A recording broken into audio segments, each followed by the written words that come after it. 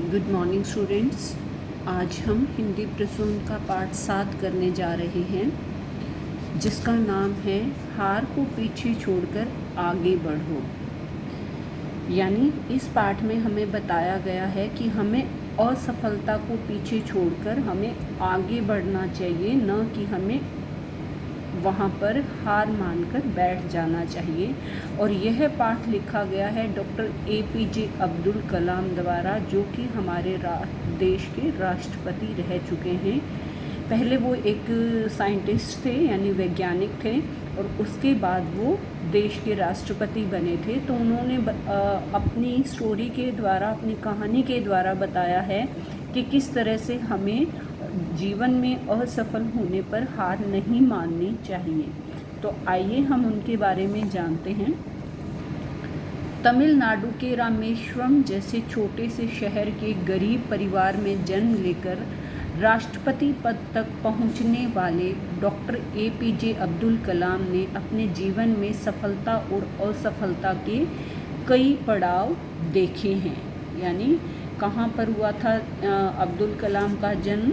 तमिलनाडु के रामेश्वरम में हुआ था, और एक बहुत ही गरीब परिवार में उनका जन्म हुआ था। लेकिन उन्होंने अपनी काबिलियत और अपनी सफलता के दम पर वो राष्ट्रपति, यानी देश के राष्ट्रपति बने थे। और वो अपने जीवन में कई बार सफल भी हुए और कई बार असफल भी हुए थे। पड़ाव देखा मतलब ठहराव देखा था उन्होंने। वे किसी असफलता के बाद रुके नहीं। मिसाइल मैन कहे जाने वाले भारत रत्न अब्दुल कलाम अपनी हार और जीत के अनुभवों को अक्सर दुनिया के साथ बांटते रहे हैं। यानी वो जब भी असफल हुए थे, जब वो सक्सेस नहीं हुए थे, तो वो उन्होंने हार नहीं मानी थी और वो रुके नहीं थे। और उन्हें मिसाइल मैन कहा जाता था। यानी मिसाइल मैन का मतलब कि जो मिसाइल बनाने का काम करते हैं। यानी क्योंकि वो साइंटिस्ट थे, तो वो नई नई खोज जो है, आधुनिक तकनीक जो है, वो इस सेक्टर में प्रयोग करते थे। और उन्हें भारत रत्न का अवार्ड भी दिया गया था। और वे अपने हर एक्सपीरियंस को, अनुभव यानी अपने हर एक्सपीरियंस को वो दुनिया के साथ ज़रूर शेयर करते थे।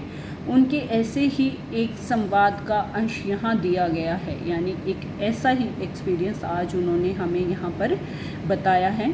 एक वैज्ञानिक के रूप में भारतीय अंतरिक्ष अनुसंधान केंद्र इसरो में मेरा लंबा कार्यकाल रहा। यानी अब्दुल कलाम क्या कह रहे हैं कि मैं एक वैज्ञानिक था, और वैज्ञानिक के रूप में भारतीय अंतरिक्ष अनुसंधान केंद्र, यानी जहाँ पर नई नई खोज की जाती हैं किसी विशेष विषय पर, कि वहाँ पर मेरा जो कार्यकाल था वो काफ़ी लंबा रहा। और इसके बाद मुझे राष्ट्रपति पद की जिम्मेदारी संभालने का मौका मिला। और कहते हैं कि इसके बाद क्या हुआ कि मैंने राष्ट्रपति पद की जिम्मेदारी, यानी रिस्पॉन्सिबिलिटी मिली थी मुझे।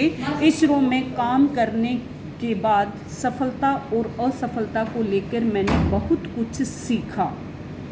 ठीक है, तो वो कहते हैं कि इसरो यानी अनुसंधान केंद्र में मैंने काम करने के बाद मुझे सफलता भी मिली और मुझे असफलता भी मिली, और उसको लेकर मैंने बहुत कुछ सीखा था।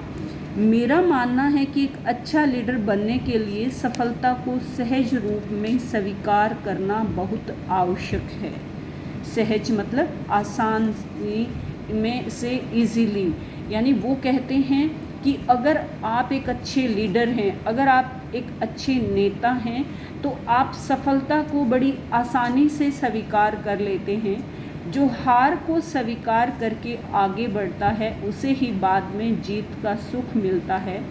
हारने पर घबराने के बजाय आगे बढ़ना चाहिए। यह मैंने अपने लंबे अनुभव से सीखा। अपना एक यादगार अनुभव मैं आपके साथ साझा करना चाहता हूँ। यानी वो कहते हैं कि एक जो लीडर होता है, एक नेता होता है, वो सफलता को बड़ी आसानी से स्वीकार कर लेता है। यानी सफलता उसे अच्छी लगती है, वह उसका श्रेय लेना चाहता है। लेकिन अगर जब हम हार जाते हैं, ठीक है, यानी हम टीम वर्क कर रहे हैं और हम हार जाते हैं तो उसके लिए क्या ज़रूरी है, उसके लिए तब ज़रूरी हो जाता है कि नेता को यानी लीडर को आगे आकर उस रिस्पॉन्सिबिलिटी को लेना चाहिए। तो वो कहते हैं कि एक मैं आपके सामने यादगार जो मेरा अनुभव है वो मैं साझा यानी आपके साथ शेयर करना चाहता हूँ। बात सन 1969 की है, 69 यानी 79 की है। वे मेरे कैरियर के बेहद रोमांचक क्षण थे, यानी बहुत ही इंटरेस्टिंग टाइम था उस समय का। SLV-3 लॉन्च होना था, यानी SLV-3 जो एक मिसाइल थी वो लॉन्च करनी थी। मैं उस मिशन का प्रोजेक्ट डायरेक्टर था, यानी वो हेड थे पूरे जो प्रोजेक्ट SLV का जो किया गया था उसको वो डायरेक्ट कर रहे थे। पूरे देश और दुनिया की निगाहें इस कार्यक्रम पर थी कि पूरा देश और पूरी दुनिया जो है वो इस कार्यक्रम को देख रहे थे। बाहर मीडिया का जमवाड़ा था, यानी बाहर की साइड जो है जैसे ही वो लॉन्च होने वाली थी, बाहर क्या हो गया था कि मीडिया के लोग इकट्ठे हो गए थे। हम लॉन्च के लिए तैयार थे, हमारी निगाहें कंप्यूटर स्क्रीन पर थी, यानी हम बस मिसाइल को लॉन्च करने ही वाले थे और हमारा जो ध्यान था वो कंप्यूटर पर था। अचानक कंप्यूटर स्क्रीन पर संदेश फ्लैश हुआ कि कोई संदेश जो फ्लैश होना यानी सामने आया। तकनीकी परेशानी आ गई थी कि कोई तकनीकी यानी कोई टेक्निकल प्रॉब्लम आ गई थी। यह हमारे लिए चिंता की बात थी कि अब तो हमें टेंशन हो गई थी। अपने पीछे खड़ी एक्सपर्ट टीम से मैंने सलाह ली। टीम लीडर होने के नाते फैसला मुझे ही करना था। कंप्यूटर का संदेश था लॉन्च में दिक्कत है, यानी कि जो टीम थी एक्सपर्ट वो मेरे पीछे खड़ी थी। मैंने उससे सलाह ली, यानी सलाह मशवरा किया कि अब क्या किया जाए। तो टीम ने मुझे जो कुछ करना था वो बता दिया, लेकिन क्योंकि मैं टीम का लीडर था तो उसके नाते फैसला मुझे ही करना था कि अब हम इसको लॉन्च करें या ना करें, क्योंकि कंप्यूटर का क्या मैसेज था कि कंप्यूटर ने कहा कि लॉन्च करने में दिक्कत आ रही है। कंप्यूटर को बाईपास करके मैंने लॉन्च का निर्णय किया, यानी कि उस टाइम डिसाइड करना बहुत मुश्किल हो रहा था, फिर भी मैंने क्या डिसाइड किया, बाईपास यानी साइड में करके मैंने उसको लॉन्च करने का निर्णय किया कि हम इसको लॉन्च करेंगे, कि देखा जाएगा जो कुछ भी होगा। लॉन्च फेल हो गया। फैसला करने से पहले कई बातें दिमाग में आती हैं, लेकिन फ़ैसला लेने के लिए हमें साहस दिखाना पड़ता है। इसके अच्छे बुरे परिणाम के लिए भी खुद को तैयार करना होता है।